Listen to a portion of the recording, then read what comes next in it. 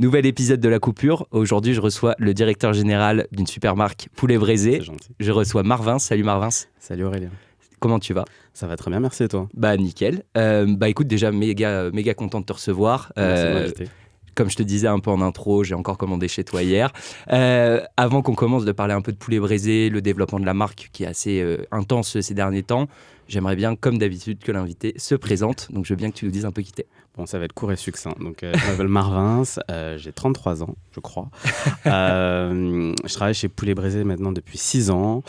J'ai pas commencé directeur général, j'ai commencé sur la fonction ressources humaines et au fur et à mesure des années, j'ai eu la chance de pouvoir évoluer. Et il y a maintenant 3 ans de ça, je suis passé directeur général avec du coup le fondateur qui est toujours présent pour justement impulser ce que tu disais, un peu le développement de la marque et de la brand sur le niveau national et voire plus. Ok, Voilà. trop bien. Et même avant d'être directeur général, de toute façon, tu étais sur un poste assez ops, market ops. Je pense que tu faisais beaucoup de choses, mais tu étais déjà aussi impliqué dans le développement. Ouais, tout à fait. En fait, c'est l'avantage d'être dans une... Avantage, inconvénient, mais avantage, je dirais, en tout cas pour moi, d'être dans une petite structure. C'est-à-dire que tu as forcément une casquette, plusieurs casquettes même, qui te permettent de voir un peu beaucoup de choses. Donc, j'ai commencé en effet RH, je suis très vite passé au market. Après le market, je suis passé... Mais tu gardes toujours les casquettes. Hein, Ouais, tu les jettes pas en fait. Ouais, exactement, tu les cumules, c'est un peu des cartes Pokémon, tu sais. Et du coup, après, je suis passé aux ops, dans les restos. Et après, je dirais, c'est les 3 grosses casquettes principales que j'ai eues. Et après, le fondateur, puisqu'il y a eu une petite session de part et séparation des 2 fondateurs de base, m'a proposé de le rejoindre et d'être directeur général de l'enseigne avec justement ses désirs et son plan de développement. Trop bien. Et aujourd'hui, du coup, c'est une chaîne donc vous avez plus d'une vingtaine de restos.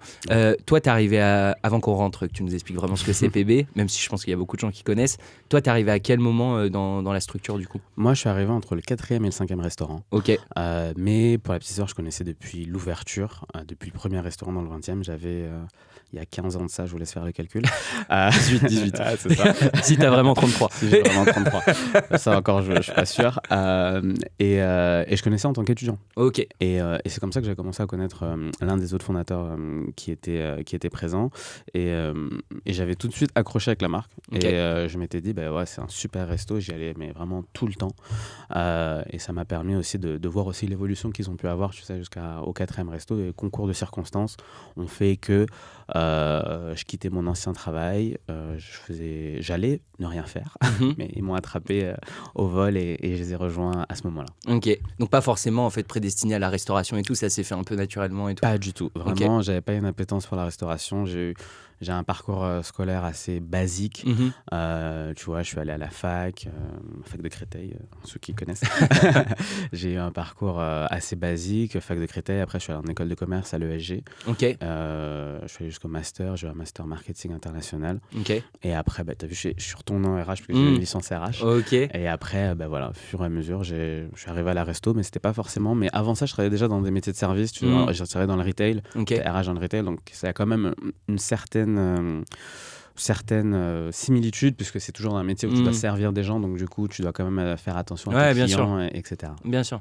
Et donc du coup PB, Poulet Braisé, donc je pense que tout le monde connaît un peu la marque, en tout cas tous ceux qui sont en tout cas tous ceux qui sont en région parisienne, et j'étais avec Eve, donc qui est une de tes collègues il y a 2 jours, qui nous disait justement tout le mapping que vous avez fait entre Paris intramuros et tout autour de Paris. Carrément, vous avez encerclé en fait la capitale. C'était le but. Est-ce que tu peux nous parler rapidement en gros de Poulet Braisé, nous dire le concept, ce que c'est, et voilà, je te laisse la main. PB, le concept, il a pas mal évolué, puisque ça fait, comme je te le disais tout à l'heure, 15 ans. Donc, on avait commencé sur une toute petite boutique qui faisait 50-70 mètres carrés à Paris, dans le 20e, à Ménilmontant. De base, c'était un concept qui était entre la livraison, donc on avait notre propre flotte de livreurs, et avec un peu de service à table, puisque c'était plus accessoire à l'époque, puisque c'était vraiment le marché de la pizza et du sushi qui était prédominant, et avec un peu le kebab sur le côté livraison et venir manger.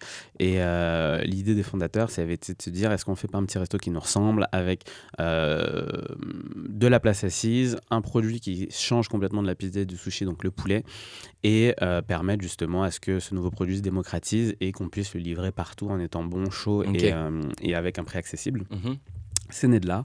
Et après, au fur et à mesure, tu vois, le surplace a pris de plus en plus de place, parce que voilà, les gens venaient beaucoup. Ouais. Et du coup, on s'est dit, ils ont fait le deuxième tout de suite, ils se sont dit, on fait un restaurant plus grand avec plus de place assise pour voir si on a le bon filon. Et en effet, ça s'est tout de suite transformé. 9 mois après, le troisième a ouvert. 9 mois après, le quatrième a ouvert. 9 mois après, le cinquième a ouvert. Et au bout du cinquième, ils se sont posés, ils ont dit, c'est à partir de là que je commence à rentrer dans l'équation, c'est de se dire, quel est le modèle éco qu'on veut développer. Parce que justement, on a vu sur différents stores qu'on avait des plus petits, des plus grands, la livraison, pas la livraison. Uber commençait à arriver, puisqu'en 2009, il n'y avait pas forcément Uber. Carrément. Donc Uber est arrivé en cours de route. Donc nous, tu vois, avec Uber, on a arrêté notre flotte de livreurs en direct pour passer à 100% avec eux. Uber et Deliveroo. Je ne fais pas de pub. Parce qu'il ne faut pas... je suis encore multi-app. Donc ils sont arrivés, pas forcément à un moment, mais ils sont arrivés sur Paris. Donc on a un peu aussi changé du coup notre modèle éco. Et après, à partir du 6e, là on s'est dit on va faire des restos assez grands, parce que le 6e c'était le premier resto qui faisait plus de 200 mètres carrés qu'on faisait. Donc c'était à la Courneuve et c'était un challenge. Carton plein. On a été ravis et c'est tout de suite là on s'est dit faut qu'on réfléchisse à différents modèles éco. Donc on a réfléchi à la franchise, donc on a ouvert notre première franchise à ce moment-là.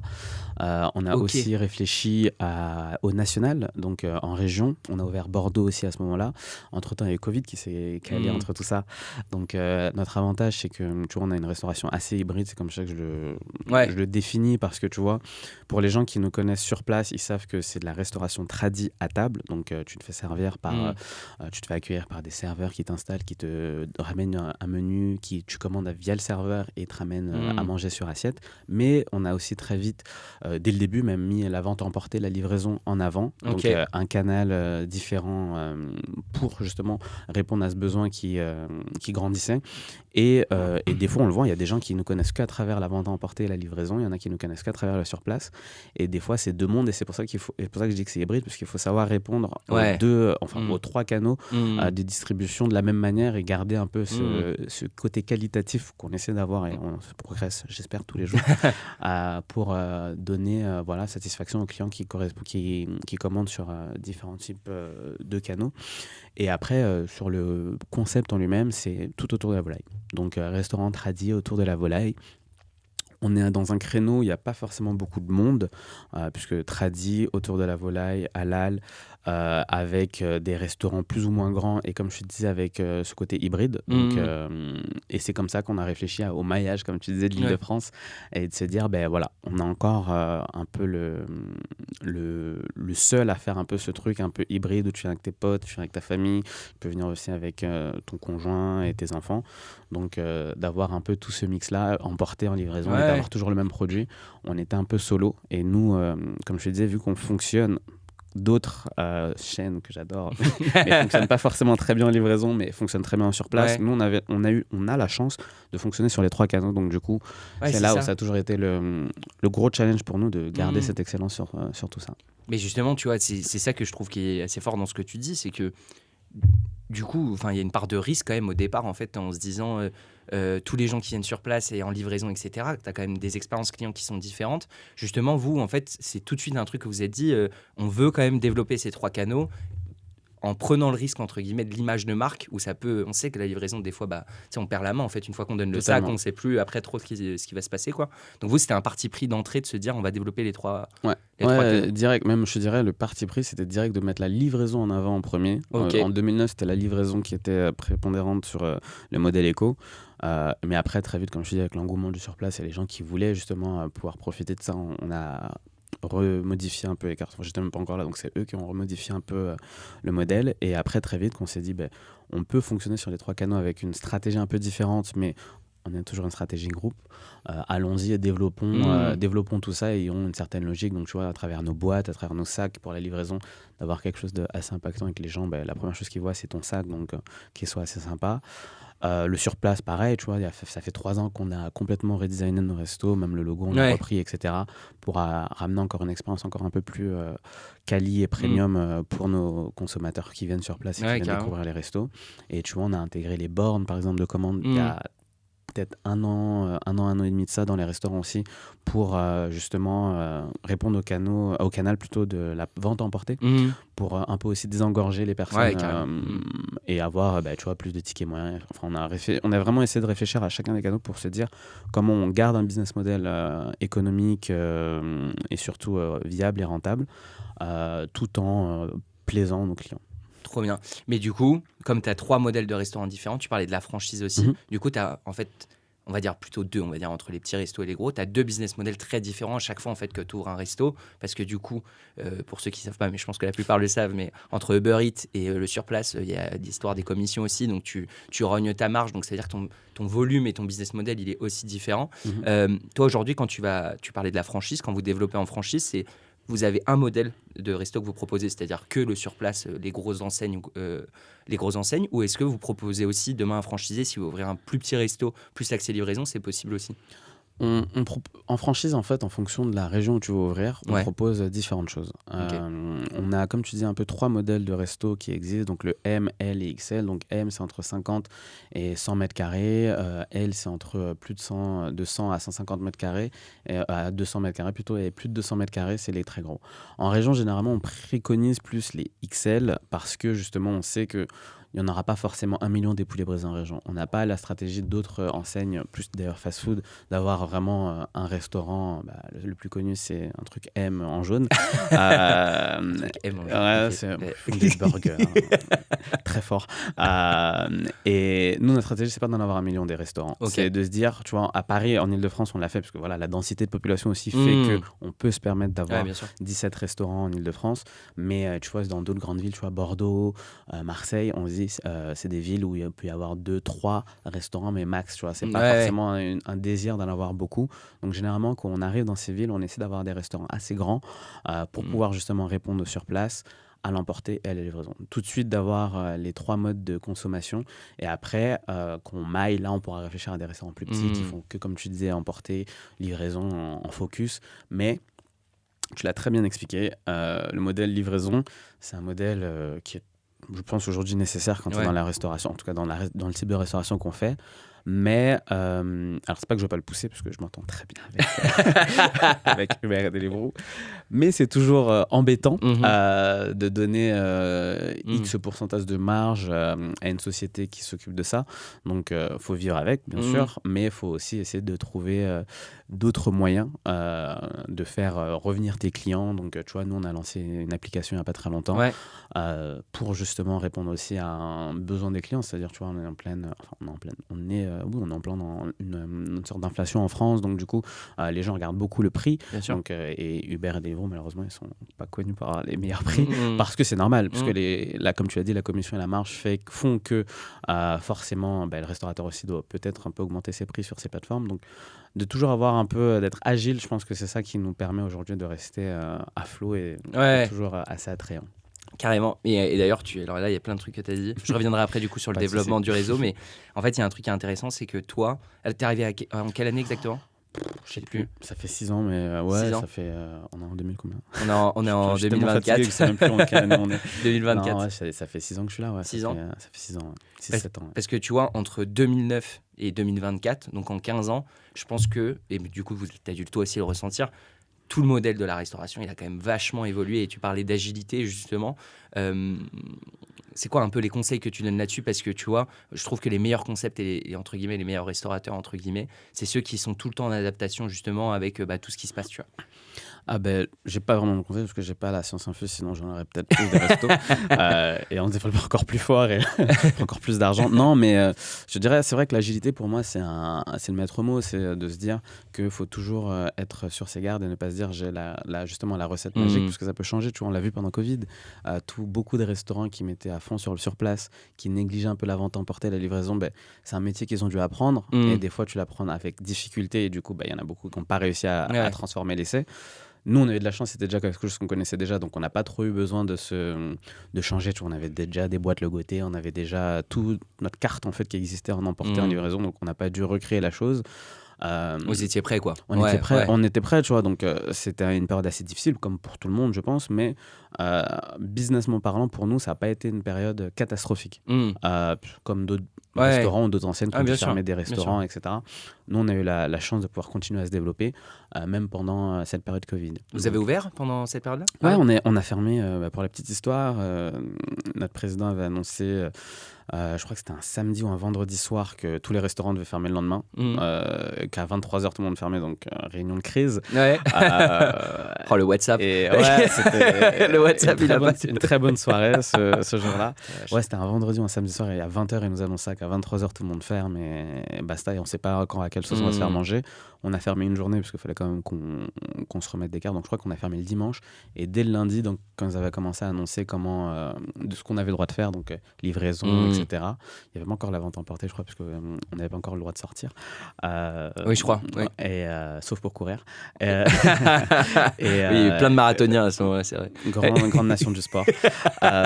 Et du coup, non, après, voilà, on avait tout de suite, on avait déjà Uber, on avait déjà Deliveroo, on avait déjà les boîtes, on avait déjà les menus, la bouffe était déjà là, donc on a fermé qu'un jour, en fait, pendant Covid. Et tout le reste, on est resté ouvert. Mais d'ailleurs, Uber Eats et Deliveroo, entre guillemets, ils peuvent remercier le Covid, parce que moi, je sais que ça existait, tu as raison, ça existait à l'époque, mais c'est à ce moment-là quand même que ça s'est vraiment développé, parce qu'il y avait quand même, il y a eu 2 périodes avant et après où la livraison, elle prenait de la place, mais elle prenait quand même vachement moins de place que ça peut être le cas aujourd'hui, tu vois. Ah, clairement, je pense que ça a été pour eux, économiquement parlant, ça a été peut-être leur meilleur quarter. Mais je sais pas, mais ça se trouve, mais après voilà, c'est comme tout, comme je te disais, faut être agile. Il faut s'adapter, Leur business model, il a été rentable, donc tant mieux pour eux, j'ai envie de te dire. Et donc là, aujourd'hui, si je dis pas de bêtises, il y en a 24, 25 ? On en a 24 aujourd'hui, 25 dans une semaine. 25 dans une semaine. Et donc, on s'est vu il y a 2 jours, on s'était vu sur le salon de la franchise. Pour revenir un peu là-dessus, c'est que on voit bien, nous aujourd'hui, on parle avec plein de restaurateurs. Il y a un peu, c'est pas une course, mais tu vois, il y a ce rêve. Je pense que tout le monde veut être demain le Pokawa, le nouveau tacos, tu parlais du M de McDo ou quoi. Vous avez fait un truc où je trouve qu'on le voit de moins en moins maintenant dans certaines chaînes, c'est que vous avez ouvert beaucoup en propre avant aussi de faire de la franchise. Est-ce que tu peux nous expliquer un peu pourquoi, entre guillemets, c'est important selon toi, enfin je pense en tout cas que c'est important selon toi, d'ouvrir quand même beaucoup de succursales avant de vouloir développer un modèle en franchise? C'est un peu, déjà c'est la volonté de Bruno, notre fondateur, c'est lui le boss. Je suis là, mais je suis quand même au-dessus. C'est lui qui prend vraiment, qui nous donne un peu, qui lead aussi un peu. J'ai parfois mon mot à dire, mais c'est lui qui nous donne un peu le tempo. Et c'est vrai que lui, sa volonté, parce que tu vois, nous on n'a pas de fonds, on n'a pas... c'est tout en fonds propres, donc c'est lui qui a créé le truc from scratch, donc tu vois, c'est aussi son bébé, comme on dit communément, mais la volonté, c'est comme je te disais au début, c'était de trouver un peu le modèle économique qu'on voulait. Donc tu vois, on a jusqu'au 6e resto, c'est là où on a commencé un peu à façonner un truc. Le 7e en région, donc tu vois, en région, on s'était dit, parce que Bruno, il est beaucoup dans le test, c'est-à-dire qu'il préfère tester lui-même, se dire, ok, ça fonctionne, et ensuite je revends la chose, plutôt que de se dire, j'y vais tête baissée et ça fonctionnera de mon gré malgré. Donc c'est une stratégie en soi, parce que je dis pas qu'elle est pas bonne ou elle est bonne, au contraire, tu vois, nous, ça nous a plutôt réussi, mais c'est vrai que tu te dirais en 15 ans d'existence pour PB, on aurait pu avoir beaucoup plus de restaurants, mais notre volonté, c'était vraiment de se dire, on avance à tâtons, ce qu'on sait faire, même si ça fait 3 ans, là, on a triplé le parc des restaurants, puisqu'il y a 3 ans, on en avait une dizaine, là maintenant, on en a 25, on va finir à 35 là, à la fin de l'année.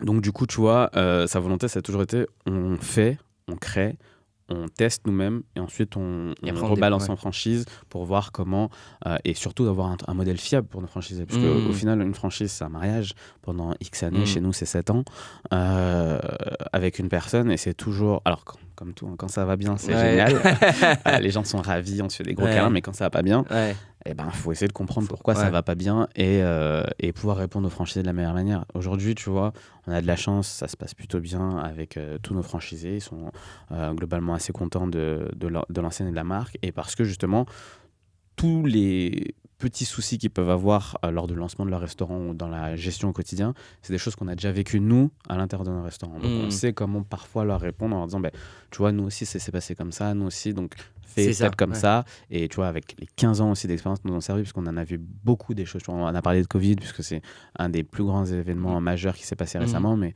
tu vois, nous on a la volaille, on a vécu tout ce qui est grippe aviaire, exactement.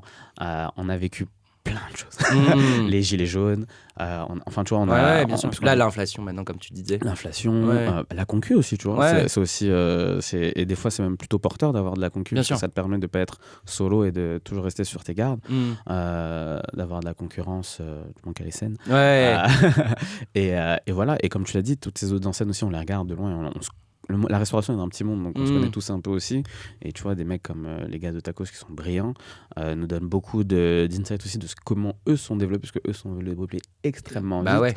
Et ils nous disent, voilà, nous on a fait ça, attention, etc. Et on échange beaucoup au Tacos, Pizza Time. Enfin, c'est des gars super bienveillants. Donc ça nous permet aussi de savoir comment on souhaite avancer sur le modèle qu'on veut aujourd'hui vendre en franchise, et même nous demander, parce qu'on continue aussi nos restaurants en succursale aujourd'hui. Ah oui, c'est ce que j'ai été demandé là. Du coup, ça va faire une dizaine d'ouvertures cette année. Du coup, vous continuez d'ouvrir et un peu en propre et un peu en franchise. Cette année, on focus vraiment beaucoup plus sur la région et la franchise, mais il y a moyen qu'il y ait 2 restaurants suspense qui sortent à Paris. Poulet braisé assez grand, et voilà, donc on est opportuniste sur ça, donc des fois il y a des trucs qui nous tombent dessus, bien sûr. mais on se focus plus sur l'Île-de-France. On ne veut plus aller, tu vois, Bordeaux, c'est un très bon restaurant, il fait partie du top 5 de nos meilleurs restaurants, mais c'est une gestion différente pour nous, puisqu'on est tous à Paris. Donc, c'est un franchisé, hein? Non, Bordeaux, c'est en propre. Donc du coup, c'est pour ça que je te dis, c'est une gestion encore différente. D'accord, parce qu'on a encore une petite équipe. Donc il faut toujours se déplacer, etc. Donc c'est une autre gestion. Donc on n'a plus trop l'envie d'aller en région pour tout de suite, mais qui sait, peut-être que dans un an, on se reverra et je te dirai, on ouvre partout, en propre, que pour nous. Et voilà. Donc là, les projets, comme tu dis, donc c'est de rester quand même encore, parce que comme on s'était dit en préambule, mais du coup, vous avez quand même déjà bien maillé. En tout cas, vous avez plus maillé, je crois, la petite couronne que du coup Paris Intramuros. De mémoire, je crois qu'elle m'a dit qu'il y en avait 6-7 Intramuros. Donc là, du coup, les projets, c'est cette année, c'est quand même du coup de rester uniquement vers région. Aujourd'hui, c'est la région. Tu vois, on a ouvert en début d'année, fin d'année, on a ouvert Nantes. Là, on a ouvert Marseille. On a ouvert Grenoble. On va ouvrir Arras. On ouvre Strasbourg fin d'année. Tu vois, notre but, c'est d'arriver sur les grandes villes de France avec un premier resto à chaque fois, et de développer ensuite la région à partir de ce premier resto. Mais on s'est dit, voilà, aujourd'hui, on maille comme ça la France, les premières grandes villes en premier. Et ensuite, tu vois, on aura comme quelques restaurants qui ouvriront un peu en région. Tu vois, on a Dreux qui va ouvrir, par exemple, c'est la semaine prochaine, c'est je parlais, qui est un mix entre région et Île-de-France, parce que c'est pas super loin, mais c'est quand même un peu loin. Moi, je viens du 78 et c'est à 20 minutes de chez moi, donc je connais très bien Dreux. Donc, tu vois, mais ça, c'était quand même une opportunité, parce qu'on avait le bon franchisé, le bon local, etc. Donc ça rentre pas forcément dans les grandes villes de France, mais ça rentre dans une stratégie de développement et d'ouverture qui nous permettent de nous dire, let's go et allons-y, puisque l'opportunité est là et c'est quelque chose qui nous intéresse.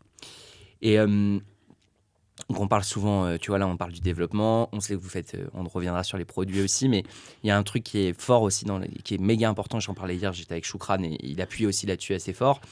C'est la marque. Vous avez plus de 130 000 followers sur Insta. Vous avez une communication, tu vois, qui est plutôt cool, qui, je pense, attire assez bien les consommateurs que vous visez, donc plutôt une clientèle jeune, je pense. Oui, toi. Exactement. À quel point, en gros, aujourd'hui aussi, vous investissez dans cette partie marque, parce que quand on s'est vu au salon de la franchise, il y a un truc qui est quand même fort, et je pense que tout franchiseur rêve ça, c'est que, en gros, les gens... Moi, j'avais une question, tu vois, quand on s'était vu, je t'avais demandé, est-ce que les gens, ils viennent pour voir un peu toutes les franchises qu'il y a et ils se renseignent et tout, ou est-ce qu'ils viennent pour voir PB? Et toi, tu m'as dit, il y en a, ils viennent pour voir PB. Aujourd'hui, je pense que c'est beaucoup lié à votre marque, du coup. Quelle strate, en fait, vous mettez là-dessus? L'importance, en fait, d'avoir une grosse marque aujourd'hui dans la restauration, parce qu'on dit souvent, le métier de restaurateur, finalement, c'est de faire de la bonne bouffe, mais aussi, il faut gérer tout ce qu'il y a autour, quoi. Non, carrément, aujourd'hui, le marketing, c'est super important. On le voit que c'est aussi grâce à ça que beaucoup de restaurants tiennent. Je pense qu'il faut avoir un équilibre entre marketing et le produit, in fine, parce qu'il ne faut pas oublier qu'on est restaurateur. Bien sûr. Parce qu'il y a beaucoup de nouveaux restaurants qui ouvrent tout le temps et qui ont des super marketeurs autour du concept, etc., mais qui peut-être des fois oublient le côté nourriture, bouffe, qui est finalement le truc le plus important. Qui est le plus important. Mais le marketing, c'est vrai que c'est un gros... Et l'effet de masse et enfin l'effet un peu suiveur, donc quand il y a des nouveaux restaurants qui ouvrent, toujours... voilà. Nous, on essaie toujours d'avoir cette balance. Et après, nous, on est alors on n'est pas vieux, parce que 15 ans c'est pas si vieux que ça, mais quand même, parce que lié à d'autres enseignes, tu vois, tu disais Pokawa qui est beaucoup plus jeune que nous, etc., mais qui sont géniaux en termes de marketing et de bouffe. Richard, si tu m'entends, un gros big up, Richard Viemont qui est le développeur de Pokawa. Mais nous, on a toujours essayé d'être jeunes tout au long des années, donc suivre, alors pas forcément les trends, mais grandir aussi avec notre client, tu vois, et j'en suis l'exemple, tu vois, je t'ai dit, j'y suis allé, j'avais 18 ans, aujourd'hui j'en ai 33, j'y vais toujours. Bon, c'est vrai que je suis directeur, donc ça aide à toujours y aller. Mais en fait, t'as une bonne excuse maintenant. Ouais, c'est ça. Non, mais j'ai des potes qui vont encore toujours, et on a grandi avec l'enseigne. Je pense que c'est ça aussi, c'est de grandir avec son temps, donc garder son client de base qui est venu, qui est fidèle, et toujours en regroupant peut-être les plus jeunes, mais sans oublier et sans non plus dévaloriser la marque ou complètement occulter un segment de tes consommateurs. Donc on essaie vraiment d'être super inclusif et de réunir un peu tout le monde et de permettre aux gens de se reconnaître. Donc Insta, quand ça a pété, on était sur les starting blocks directement. Tu vois, là c'est TikTok, on a une équipe qui gère ça aussi. Donc, et après il y a tout ce qui est aussi marketing local, où on essaie vraiment d'être bon entre guillemets, mais après tu l'as dit, il y a de la concurrence, donc faut aussi savoir tirer son épingle du jeu et d'être le plus viral, mais que ce soit aussi un peu organique, c'est-à-dire que ce soit pas non plus que des vidéos sensations, des vidéos buzz. C'est vrai que ça marche beaucoup actuellement, les vidéos buzz, mais ça fait comme ça monte et ça redescend très vite. Donc nous on est plus sur, tu l'as compris, un marathon. On court, mais on veut pas aller le plus vite et parce que la finish line elle est toujours pas arrivée, mais on essaie d'être assez constant dans ce qu'on fait. Donc on a une équipe marketing qui est très bien, qui nous gère toute cette partie, un peu suivre un peu ce qui se fait et d'être toujours un peu renouveler un peu, et renouveler la marque, tu vois. Et on est très regardant aussi de ce qui se passe ailleurs avec la concurrence, que ce soit en France ou ailleurs, parce qu'on regarde pas forcément que la France. Il y a d'autres pays qui font aussi très bien à manger et qui ont des super concepts aussi. Il y a des pays pas très loin, je pense au UK, je pense même en Espagne. Donc on essaie d'avoir un peu ce benchmark, de se dire comment on peut toujours rester et proposer quelque chose d'innovant à nos consommateurs, que ce soit en marketing mais que ce soit aussi en termes de food, parce que comme je t'ai dit, pour moi les deux sont liés, carrément. Et il faut pas occulter l'un ou l'autre. De toute façon, vous dites, chaque fois que souvent je pose une question qui est un peu là-dessus sur les marques fortes, le truc qui revient tout le temps, c'est le produit. Et je pense qu'effectivement, je crois que c'est Laurent de Momaillé qui me disait, tu peux avoir entre guillemets un consommateur une fois parce que tu as fait une belle story ou un truc comme ça, mais si c'est pas bon, tu l'auras pas une deuxième fois, tu vois. Exactement. Laurent, boss, j'ai eu l'opportunité, la chance de travailler avec lui il y a quelques mois lors de la Coupe d'Afrique des Nations. On a fait toute une carte autour de l'Afrique, et lui on avait fait un produit en collab, et Laurent il est très fort dans ça, le market, vraiment, tu sens qu'il y apporte une grande importance. Et tu vois, lui qui a qu'un restaurant, tu sens que le truc il va prendre, et que du coup il n'y a pas de raison que, tu vois, il a la formule un peu aussi, comme tu disais, un peu le truc, il n'y a pas de raison que ça marche pas, quoi. Enfin, il a compris très vite ce que les gens voulaient et ce qu'ils attendaient. Et puis de toute façon lui aussi il faisait un truc, c'est les collabs entre où il fait, la dernière fois il m'avait dit c'était entre Beaumaillé et Big Mama, où il fait des produits un peu spécifiques pour certaines occasions. Mais il a la chance d'avoir un seul resto, donc d'être super agile. C'est une des chances. C'est peut-être que nous on a perdu un peu ça, mais maintenant il faut standardiser un maximum. Quand tu as un resto, il faut savoir une standardisation, mais il est génial sur ça, vraiment. Les collabs qu'il fait, elles sont super pertinentes, donc chapeau. Et pour revenir donc sur évidemment donc le produit, donc vous êtes connu effectivement, donc on en parlait en amont, le poulet, effectivement le poulet braisé, quoi. Tu verrais des fois chez Pongo, ça commande régulièrement. Moi... Augmente les tickets resto, s'il te plaît. Ah ouais, voilà, ça c'est un très bon message. Mais il y a un truc, et tu le sais, qui fait aussi la force de PB, ça fait partie des produits, mais vous êtes connu pour ça, c'est votre fameuse sauce verte. En gros, pour moi, c'est un de vos meilleurs pouvoirs marketing, entre guillemets. On parle des réseaux, on parle de la strate TikTok, influence, etc. Toi, le fondateur, vous aviez tout de suite compris rapidement qu'il fallait aussi un truc qui vous démarque en fait de tout ce que... Parce que comme tu as dit, il y a plein d'indépendants aussi qui vont proposer du poulet braisé ou autre. Et vous êtes vraiment reconnu pour cette sauce-là. Un peu comme, tu vois, McDo avec le Big Mac. Est-ce que ça a fait partie directement de votre strat aussi d'avoir un élément différenciant ? Ah ouais, mais carrément. Dès le début, quand ils ont fondé PB, ils se sont dit... au-delà du poulet qui sera un peu notre élément différenciant parce que on est un peu les premiers à arriver sur ce marché du poulet braisé, parce qu'il y avait déjà du poulet frit ou autre, mais braisé, il n'y avait pas forcément. C'était de se dire, on a le poulet, on a les accompagnements qui vont bien avec, tu vois, avec les bananes plantains, le riz, etc. Comment on peut être encore plus incisif? Et là, quand ils ont créé cette sauce verte, puisqu'il y a deux écoles. Ils ont créé la sauce verte, je le redis, la sauce verte PB, c'est nous qui l'avons créée. Ok. Mais la sauce verte, bien sûr, de base, existe déjà, mais c'était pas la même chose. Il n'y avait pas forcément les mêmes ingrédients, etc. Donc la sauce PB, elle est à nous. Okay. C'est pour ça que beaucoup essaient de la copier, mais jamais égalée. Comme le Coca, quoi. Exactement. J'espère avoir le même succès, mais d'être meilleur. Moins de sucre, plus healthy. Non, mais tu vois, ils ont tout de suite imaginé avoir ce nouveau produit qui n'est pas un produit de bouffe directement, donc tu manges pas de la sauce verte toute seule, tu vois, là, comme le poulet, mais d'avoir cet élément différenciant. Et aujourd'hui, ça fait partie des éléments, je pense, qui poussent la marque et qui aident la marque à être reconnue dans le branding, c'est-à-dire la sauce PB verte, l'original, c'est le truc qui te différencie quand d'autres gens vont, tu me disais, des indépendants ou des concurrents qui ont peut-être un peu moins de restos, c'est est-ce que je peux avoir une sauce verte? Et tu verras que la plupart des gens maintenant qui ont des poulets braisés proposent une sauce verte. Elle est bonne, elle est pas bonne. Chacun ses goûts. Voilà. Mais tout le monde la propose. Et c'est, pour eux, du moins, je pense, super valorisant de se dire que on a réussi à créer un nouveau produit et que d'autres personnes l'ont copié. Et même maintenant, il y a même d'autres marques qui font pas forcément du poulet braisé, qui proposent de la sauce verte aussi, tu vois, du poulet frit, du kebab, etc. Donc, nous, on est ravis. On se dit, c'est bon, on a trouvé la petite pépite et tu vois, on a même, nous, au fur et à mesure des années, on se dit comment on va réussir à capitaliser aussi un maximum sur ça, donc commercialiser. C'est ce que j'allais te demander. T'anticipes ma question parce que c'est un projet. Ouais, parce que forcément, quand tu vois en fait un produit comme ça, tu vois, quand nous mercredi, pour l'anecdote, on est venu dans vos bureaux et Eve, aussi gentille qu'elle est, en partant, en fait, j'avais fait 2-3 appels de phare en me disant que j'aimais bien la sauce PB et donc elle nous a donné les sauces et quand on est revenu au bureau. Tout le monde, tu vois, c'est-à-dire que tout le monde en fait connaissait cette sauce, soit ne l'avait pas goûté, mais tout le monde en avait entendu au moins parler, tu vois.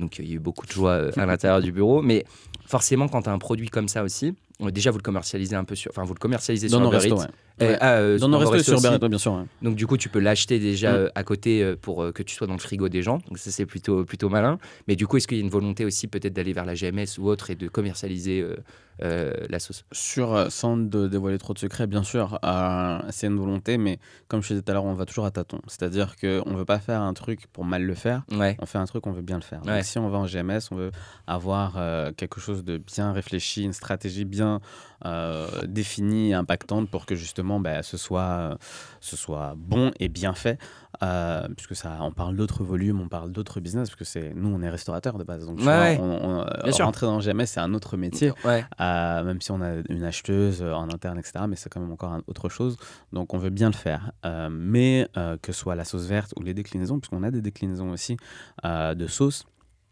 c'est de se dire comment on va capitaliser sur justement cette notoriété qui est hors de la marque mais qui est comprise, donc qui est liée directement à la marque, et le faire connaître au plus grand nombre, et je pense que en effet, tu l'as bien compris, la commercialisation arrive très très très vite.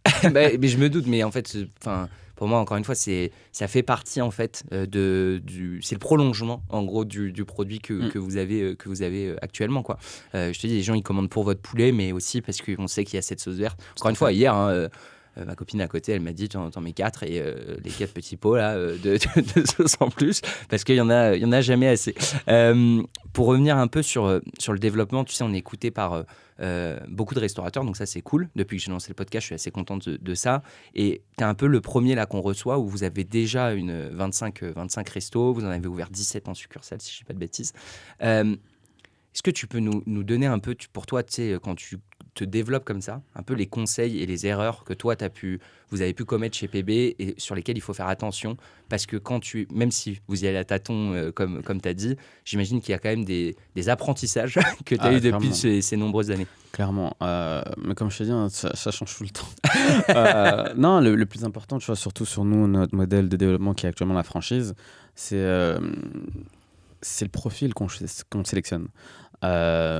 Comme je l'ai dit, c'est un mariage, 7 ans. Donc, faut faire super gaffe. Faut pas être que sur le côté financier, mais faut être aussi sur la personne. Parce que des fois, y a des gens, ils comprennent pas en fait ta vision, ce que tu veux faire.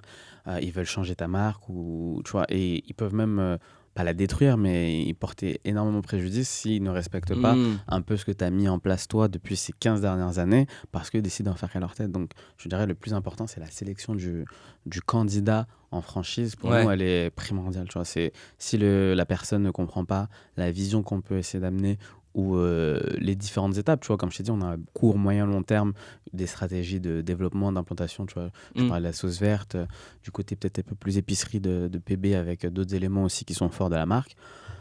Si la personne ne comprend pas en faire qu'à sa tête, qu'elle veut faire des choses qui sortent du lot, et on a déjà eu des gens qui essaient un peu de faire à leur sauce. À leur sauce. Nous, je dirais, c'est le conseil principal. On s'est déjà trompé sur des profils. Généralement, ça se termine toujours bien parce que c'est comme tout, faut parler. Après, quand les avocats parlent, ça parle. Ça va plus vite. Mais c'est jamais plaisant. Comme pour nous, on vend une franchise, donc la personne met de l'argent aussi de son côté. Donc c'est aussi des fois des projets d'une vie. Donc c'est pour ça que je dis c'est très important pour nous. Et je pense que le conseil que je peux donner quand on se lance en franchise, c'est de faire attention avec qui on y va. Parce que aussi, la personne, on lui donne en plus le manuel du savoir-faire. Donc c'est-à-dire toute la marque tu lui donnes. Donc le mec, s'il veut faire n'importe quoi, il peut faire n'importe quoi. Et après, oui, l'emplacement, ça joue aussi beaucoup. Tu vois, on a de la chance, on n'a pas eu le besoin, du moins pour le moment, de fermer des restos, mais c'est quelque chose qu'on garde tout le temps. Tu vois, l'emplacement, surtout que nous, on n'a pas un développement à avoir 400 boutiques, donc la première boutique, même si on peut être la destination, ça c'est cool, mais faut toujours réfléchir à ça. Et après, non, faut regarder les chiffres, l'argent, vraiment. Tu vois, c'est bien, la restauration, c'est une passion. Moi, je l'ai découverte. C'est pas une passion que j'avais de base, mais maintenant, j'adore. Mais ça reste un business. Faut faire très attention à ses marges. On parlait d'inflation tout à l'heure. Faut être super agile sur ça. Faut connaître ses marges. Faut savoir ce que tu fais, comment tu le fais, avec qui tu le fais. Enfin, tu vois, c'est un métier centimier, quoi. Ouais, non, mais clairement, puisque c'est pas le business sur lequel tu peux avoir. Ça rapporte de l'argent, on va pas se mentir. Mais comparé à d'autres business, t'es pas sur les meilleures marges du monde. Donc, comme je disais, c'est plus une course, un marathon qu'une course de fond où tu dis je cours à 500 mètres et c'est bon, j'ai réussi. Donc oui, comme tu disais, c'est un métier centimier, donc tu es obligé de regarder un peu tous tes coûts, etc. Donc je pense qu'il faut, pour bien déjà répondre à un certain nombre de choses, c'est de connaître un peu ça, la personne avec qui tu avances, l'argent et le côté financier de la chose, et un peu ton emplacement, même encore ton emplacement, je dirais, c'est même pas forcément vraiment dans le top 3, mais c'est important d'avoir quelque chose d'assez logique par rapport à la clientèle que tu cibles. Donc voilà. Et surtout, je pense, dans ce que tu dis aussi, c'est quand tu veux te développer en franchise, c'est d'avoir bien processé en fait en amont du coup toute la partie opérationnelle pour le franchisé demain, pour justement éviter ce que tu disais, que chacun fasse un peu à sa sauce. Clairement, nous on s'est fait accompagner par des super avocats pour justement écrire ce contrat, ce manuel. Aujourd'hui, on a une juriste en interne qui est garante de ça aussi, que tout soit bien respecté. C'est super important, il ne faut pas négliger ces parties-là, parce que quand tout va bien, tout est rose, tout est beau, c'est toujours génial, mais quand c'est pas beau, faut aussi savoir se protéger et protéger la marque, parce qu'in fine, c'est la marque. C'est ça, t'engages ta marque. Exactement, c'est la marque qui prévaut et qui doit continuer à exister, que ce soit avec moi ou sans moi, parce que je suis directeur général, mais la marque est toujours la chose à laquelle je pense le plus, et avant de l'humain, et je parle de moi, pas des autres, à mettre en avant. On dirait un club de foot, tu sais, le club, c'est toujours le club. Merci Bernard Tapie, voilà, c'est l'OM. Et il y a un autre truc aussi, je pense que quand tu te développes comme ça, et je crois que c'est un truc que vous avez fait, c'est que vous avez un entrepôt où il y a tout qui part le matin aussi pour justement la partie opérationnelle et livrer les restos, c'est ça ? C'est ça, comme je t'ai dit, Bruno, il est très smart. Et il s'est toujours dit, voilà, on veut maîtriser un certain nombre de coûts et ne pas le laisser dans la nature. Et nos top produits ou nos produits à façon, ils sortent de chez nous, de notre entrepôt, donc que ce soit nos sauces personnalisées, que ce soit nos emballages, que ce soit même notre bissap, que ce soit tous ces éléments-là, on les commande nous en grande quantité, donc en conteneur complet, pour justement avoir un vrai levier sur le prix de vente et pouvoir proposer ça à des prix super attractifs. On n'a pas encore d'abattoir pour le poulet. Oula, faut faire attention. Faut faire attention. Non, mais on compte pas en avoir. Hein, je rassure tout le monde. C'est pas un métier que je vais apprendre. Mais tu vois, on parlait d'apprendre des métiers. Le métier de distribution, c'est un métier que moi j'ai appris avec Poulet Braisé. J'étais pas acheteur de base, mais j'ai appris. Tu vois, j'ai la chance de voyager un peu avec PB pour voir, tu vois, les bananes plantains, aller directement à la source, le bissap, aller voir les fleurs, etc. Donc, tu vois, ça nous permet aussi, tu vois, dans ce moment d'inflation, de toujours avoir un peu la main et la maîtrise de certains coûts. Que si tu passais en direct avec d'autres grossistes ou autres, t'as un peu moins la main. Donc, et après, nous, on a un volume assez conséquent. Donc, voilà, ça nous permet d'avoir... Mais comme là, tu te développes en région, du coup, comme l'entrepôt, il est à Montreuil. Du coup, comment tu vas... Est-ce que, du coup, la strate, quand vous avez... Transporteur. Ah, du coup, vous... non, je pas le pauvre. On a des super livreurs, mais on va pas les faire aller jusqu'à Marseille. Ouais, c'est ça. Non, mais où tu mets d'autres entrepôts. Non. Alors, oui, c'est une stratégie sur le moyen terme, long terme. Quand on aura beaucoup plus de restaurants dans le sud, par exemple, d'avoir peut-être une zone de stockage là-bas. Mais pour le moment, on passe par des transporteurs qui s'occupent de récupérer la palette au dépôt et de la livrer directement aux franchisés. Et après, sur d'autres produits plus...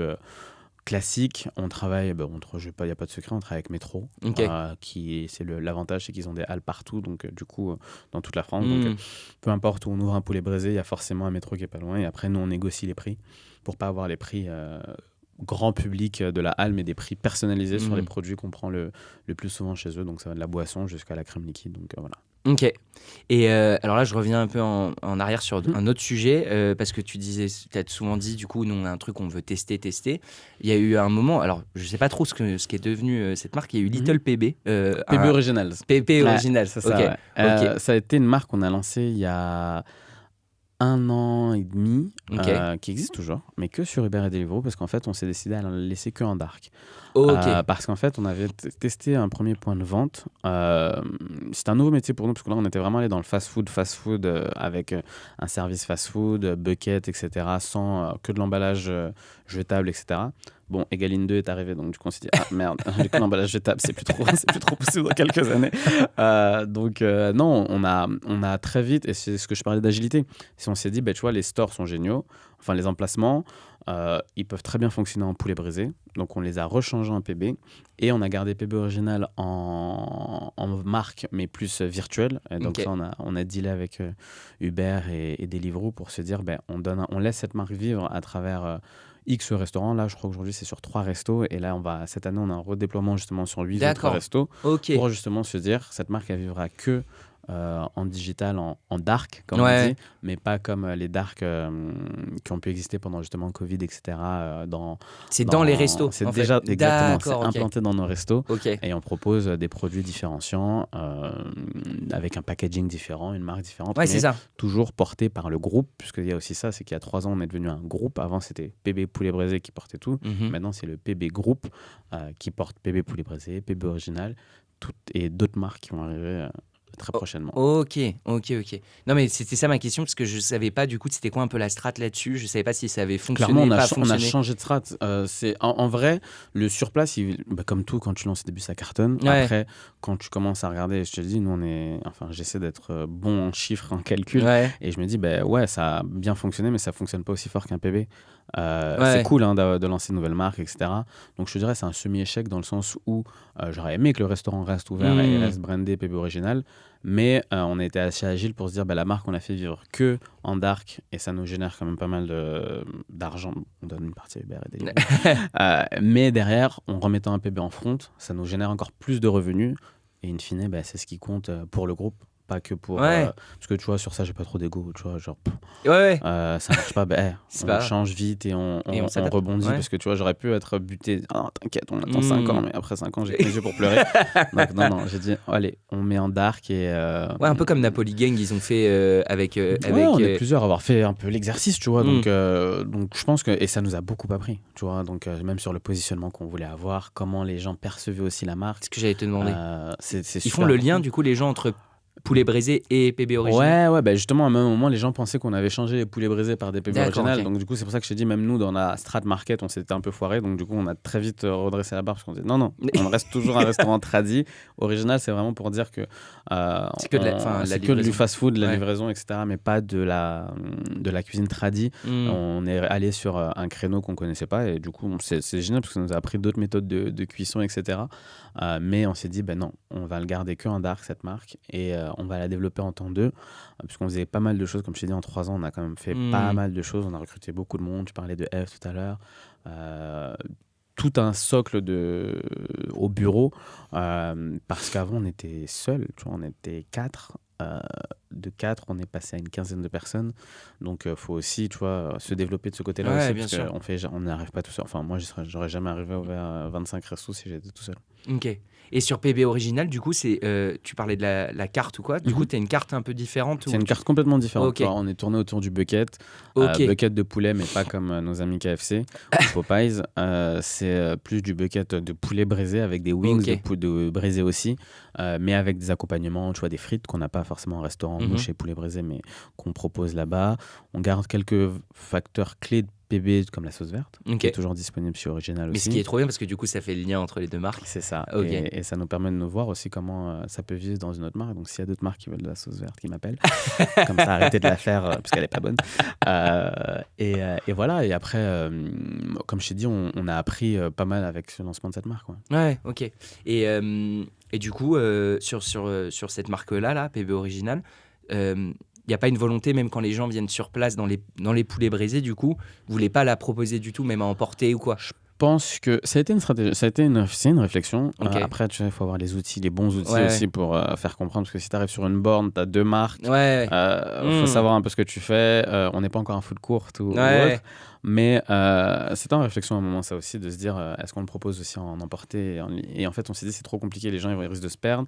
Dans la gamme de prix aussi, il faut que ce soit assez cohérent, même si c'est les mêmes prix, tu vois, les canettes elles coûtent la même chose, mais il y aura forcément une comparaison entre, par exemple, nous, notre menu perso et le menu perso d'Original qui est plus un bucket, mais qui n'est pas exactement pareil, mais une comparaison de prix, donc il faut que ce soit aussi cohérent pour nos clients quand ils arrivent et qu'ils se disent t'es qui en fait, on comprend plus. Qu'est-ce que je commande, qu'est-ce que je veux. Mais par contre, on se fait plaisir là en collab. Je parlais de Beaumaillé, on a eu Bassis, c'était la toute première collab. Ah oui, je l'ai vu. Ouais, Max qui fait un super taf sur sa marque.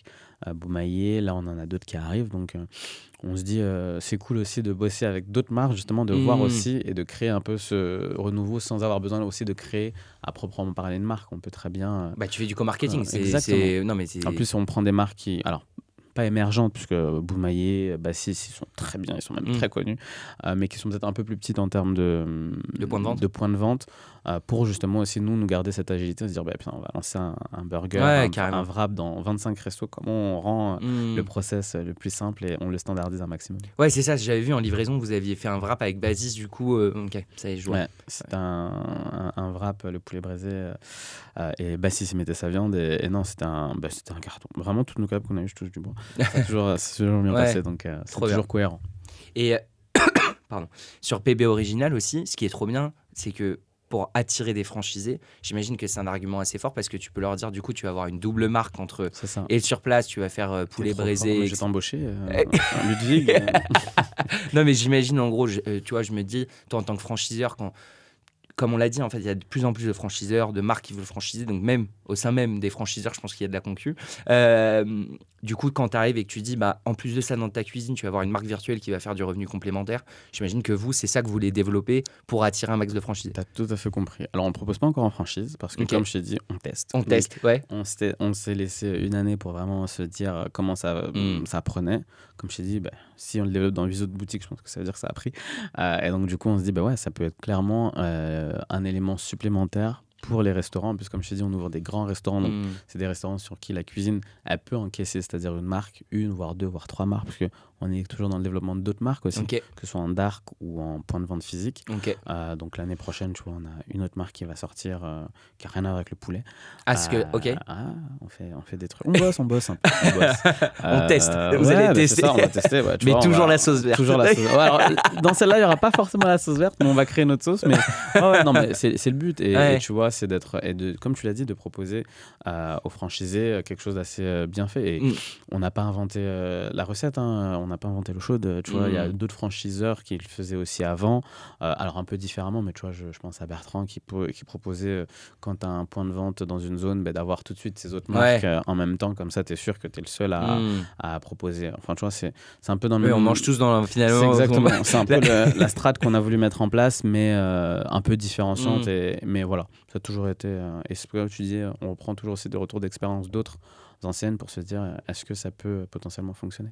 Et après, tu peux avoir, alors je sais pas si c'est ce que vous ferez un jour, mais de la semaine pro, moi je reçois Foodger, je sais pas si tu vois qui c'est, mais elle du coup elle développe des marques et après elle les met dans des restos. Est-ce que ça peut être une idée aussi, si demain vous voyez que ça marche, de se dire PB Original, on pourrait le mettre dans un resto plus tradit pour proposer un peu comme Clone, etc. Exactement. De dire, tu vas te faire on nous a proposé, tu sais, nous on n'est pas friand de donner notre savoir-faire à tout le monde. Parce qu'il y a beaucoup de choses encore qui sont internes à PB. Ouais. Je sais pas, j'ai encore super à l'aise à me dire j'ai envie de donner à la personne lambda mon savoir-faire parce que j'ai pas envie qu'elle fasse n'importe quoi, comme je te disais tout à l'heure. J'ai pas forcément envie aussi. J'ai aussi un peu envie de garder un peu de mystère aussi autour de tout ça. Mais je sais que c'est un business model. Tu vois, tu parlais de Clone, Taster, etc. qui font toujours du bon boulot sur ça. Nous, on n'est pas encore notre vision d'exporter hors du groupe des marques qu'on fait. Ok. Ça peut changer. Tout va tellement vite. Non, mais on t'a dit, agilité. On peut être agile, exactement. Donc, de toute façon, je pense que c'est le maître mot de ce podcast, c'est agilité. On va bientôt arriver à 1 heure. Moi, j'aurais bien aimé, comme je t'ai dit, tu vois, tu fais partie des premiers qui font déjà du développement en franchise. Est-ce que tu as un peu une anecdote ou un truc vraiment où tu t'es dit, là, il y a un truc que j'ai vraiment appris en fait et que on peut partager demain et qui pourrait servir un peu à tout restaurateur, tu vois. J'ai pris beaucoup de choses. Ouais, une anecdote sympa. Alors, la sympa, j'en ai pas beaucoup. Des pas sympas, j'en ai plein. Non, si, après, comme je t'ai dit, c'est la personne, c'est l'humain. C'est le mec, comment, tu vois, on a un franchisé à Nantes, par exemple, il a ouvert, on se connaissait depuis très longtemps. Il a toujours été intéressé par le projet. Le jour où on lui a dit go, il s'est dit go, mais il a eu plein de galères administratives liées à son resto parce qu'il était dans un centre co, etc. Nous, en tant que franchiseur, on a essayé de l'accompagner du mieux, mais lui, tu vois, ça a toujours été un mec super passionné. Il avait déjà d'autres restaurants, donc tu vois, c'est pas un néo-restaurateur, il était déjà bien implanté, mais le mec, il s'est remonté les bras, il a dit vas-y, je vais aller en cuisine. Et pendant 1 mois, c'est lui qui faisait la cuisine de son restaurant, alors que tu vois, le mec, il a 1000 business, tu vois, genre vraiment, tu t'es dit, mais je me disais, mais genre, t'es brillant. Même si moi, ça m'est déjà arrivé d'aller au poulet brisé. Si vous me voyez au poulet brisé, faites comme si vous me connaissez pas. Parce que des fois, je fais le service, mais c'est très rare, mais ça peut m'arriver. Et tu vois, j'ai trouvé ça. Et c'est pour ça que je disais sur le côté mariage, c'est que le mec, il partage la vision et les valeurs que nous, on essaie d'avoir et de se dire, je suis capable de me remonter les manches et de se dire, je vais le faire parce que c'est mon travail, c'est mon restaurant et nous c'est notre marque, donc tu vois, nous aux Jeux d'ouverture, moi je suis toujours présent par exemple, peu importe où ça se trouve en région, je suis généralement présent 1 ou 2 jours avant l'ouverture et pendant l'ouverture pour s'assurer que tout se passe pour le mieux. Je suis un peu inspecteur des travaux finis, mais tu fais client mystère. C'est ça. Mais tout le monde... Dans nos propres restos, déjà, je suis client mystère parce qu'il y a beaucoup de gens qui me connaissent pas. Tu fais patron incognito. Non, mais sur les caméras. Surtout pas. M6, ne me contactez pas. Je le ferai jamais. En plus, la perruque, ça m'irait mal. Tu veux pas des fois parce que sur les patrons incognito, des fois, ils leur font des coupes. C'est pas que je dis non, la perruque là, non, je me vois mal. Mais je pense que après, des anecdotes, on a plein, que ce soit avec les bailleurs, la banque, qui font des surprises parfois. Mais les plus sympas, c'est avec vraiment le franchisé, c'est ce que tu veux avec lui. Et comme je t'ai dit, tu vas sur le long terme avec lui, donc tu essaies toujours de faire en sorte que ça se passe pour le mieux. Et quand ça se passe bien, c'est génial. Tu vois, genre, on se fait Nantes, tu vois, aujourd'hui, c'est un de nos meilleurs restos. Marseille, Grenoble, on a ouvert récemment, on est très contents. Donc, c'est choisi. En fait, c'est vraiment... Prends le temps de bien choisir ton franchisé. Pas que l'argent. Parce qu'il y a beaucoup de mecs qui arrivent et on nous a proposé, tu vois, on a déjà proposé à Bruno de prendre des participations, etc. Mais tu vois, il se dit non, j'ai encore une certaine volonté de faire quelque chose avec l'enseigne, donc j'y vais. Et les mecs qui veulent rentrer dans l'enseigne, c'est pas fermé qu'un jour, oui, mais il faut que vous partagiez un minimum de valeurs que j'ai parce que je veux justement avoir des gens autour de moi qui parce que c'est aussi un peu nos ambassadeurs, nos premiers franchisés. Mais bien sûr, c'est ça. C'est eux qui aussi donnent le tempo aux autres franchisés. Si tu vois que tous tes franchisés sont relous et qu'ils font chier, etc., ben ouais, ça dévalue un peu ta marque et même la perception que les gens ont, donc que ce soit consommateurs ou même autres futurs franchisés. S'ils se disent, mais regarde, ils ont que des problèmes sur ce resto, regarde... en plus le bouche à oreille, comme je dis, la restauration c'est petit, donc on sait en vrai qui fonctionne pas. Ouais. Mais après voilà, budget marketing c'est pas pareil pour tout le monde. Ouais, mais comme tu as dit, c'est que en fait on parle souvent, tu sais, on voit une marque par les réseaux maintenant, TikTok, Insta et tout, mais en fait c'est le prolongement de ta marque et effectivement, et ça je l'avais déjà vu dans les franchises qui se développaient rapidement, où tu te dis tiens c'est marrant, entre le resto A et le resto B, j'ai pas eu trop la même expérience. C'est la pire chose qui peut arriver pour une franchise. Parce que, comme je disais, standardisation, en tout cas pour nous, c'est le maître mot. C'est-à-dire que tu ailles à A, B, C ou D, tu dois te dire, déjà c'est la même sauce verte, ça c'est sûr. Parce qu'elle part de l'entrepôt, ça c'est sûr. Mais tu dois te dire que non, merde, c'est le même goût, c'est le même service, c'est la même, tu vois, après voilà, c'est de l'humain, donc c'est sûr que tu n'auras pas la même serveuse ou le même serveur au même endroit, mais il faut que tu vois, les codes et l'expérience que tu pousses soient la même, tu vois, genre, que ce soit le même sac partout, que ce soit les mêmes tenues de nos gars, que les télés diffusent la même chose au même moment, enfin voilà, c'est dans tout ça. C'est pour ça que McDo, on peut dire plein de trucs, mais tu vois, c'est boss de fin. Vraiment, lui, McDo, c'est un exemple. Mais il n'y a pas un McDo où tu te dis... Enfin, moi, je me suis jamais dit... c'était moins bon ou non, des fois c'est pas bon, mais ça c'est autre chose. mais c'est là où ils sont forts. C'est-à-dire que même si des fois c'est pas bon, on a tous eu les frites froides, ce genre de trucs, mais on y retourne. Tu vois, nous notre nouveau slogan c'est PB c'est la base, et on était parti du constat de se dire on veut, alors pas devenir le nouveau McDo, mais se dire que peu importe où tu trouves un PB, tu sais ce que tu vas y trouver. Tu sais pourquoi tu y vas. Donc, comme un McDo, c'est-à-dire que tu sais que tu as un Big Mac si tu as envie, à n'importe quelle heure, tu vas et tu n'es pas décontenancé. Tu sais en même temps pourquoi tu y vas. Et donc, du coup, alors que l'expérience, puisqu'on ne va pas se mentir, l'expérience ne peut pas être toujours optimale. Il y a des déçus de poulet braisé, j'en suis conscient. J'en suis désolé. J'en fais pas partie.